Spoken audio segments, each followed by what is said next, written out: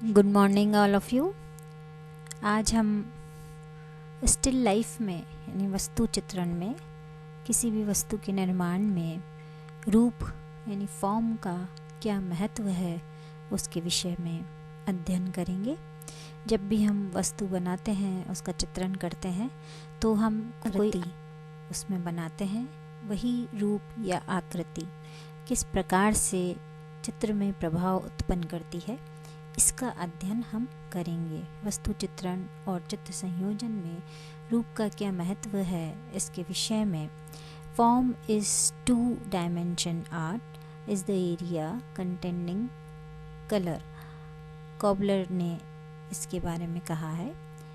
किसी भी पदार्थ का चित्र भूमि पर प्रथम दृष्टि प्रत्यक्षीकरण ही रूप है। यानी कोई भी पदार्थ, कोई भी वस्तु यदि चित्र पर देखी जाती है, चित्र में किसी भी रूप में देखी जाती है, तो उसको जो पहला देखने की पहली नज़र है, पहला चक्षु है, वही दृष्टि प्रत्यक्षीकरण रूप कहलाता है, जिनका निश्चित आकार एवं वर्ण होता है।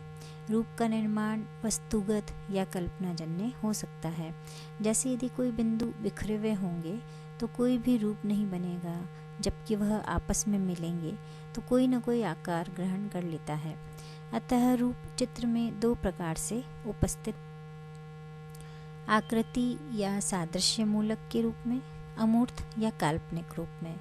यहाँ यह ध्यान देने योग्य है कि यदि एक ही क्रम में बिंदुओं को लगाया जाए तो रेखा का निर्माण होगा, और यदि बिंदुओं को विभिन्न प्रकार से लगाया जाए तो भिन्न भिन्न आकृतियाँ बनेंगी। रूप संयोजन का मुख्य आधार होता है और भिन्न भिन्न आकार अलग अलग रूप या आकृतियों का निर्माण करते हैं, जिनके भाव भी भिन्न होते हैं। इस भिन्नता को ही रूप भेद कहा जाता है।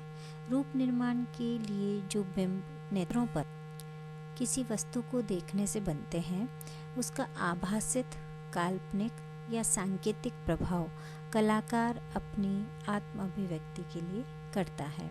यानी कोई भी रूप जब किसी चित्रतल पर बनता है और उसको देखने के लिए कोई बिंब बनता है, तो उसका आभासित रूप भी हो सकता है, काल्पनिक भी हो सकता है और सांकेतिक भी हो सकता है।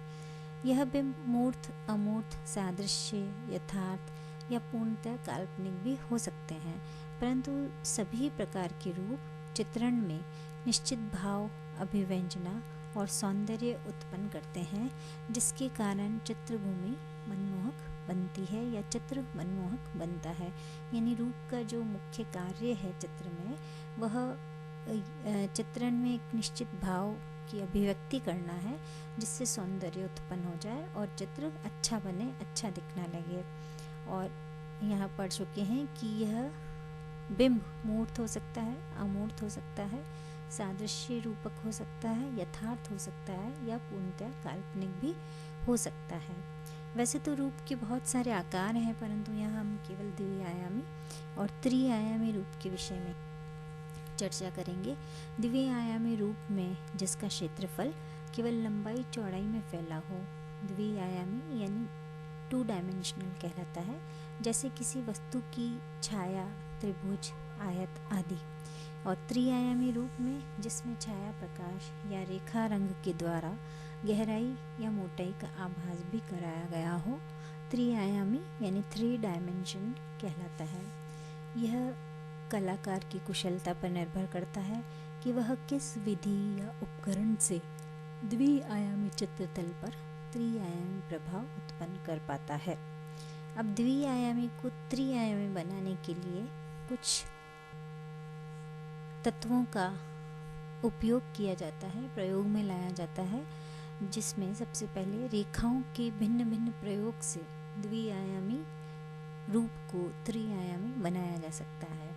छाया एवं प्रकाश के प्रयोग से द्विआयामी को त्रिआयामी प्रभाव उत्पन्न करते हैं। आकृति में बदलाव करके त्रिआयामी प्रभाव उत्पन्न किया जा सकता है। रंगों और तानों के प्रयोग से भी यह कार्य होता है। क्षय वृद्धि या पोत के अंतराल के साथ भी त्रिआयामी प्रभाव उत्पन्न किया जा सकता है।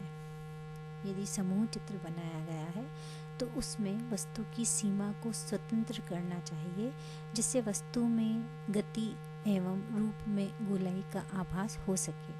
बढ़ती हुई रेखाओं में सुंदर तल विभाजन, रंग योजना, प्रकाश का प्रभाव लाकर के त्रिआयामी संयोजन उत्पन्न किया जा सकता है।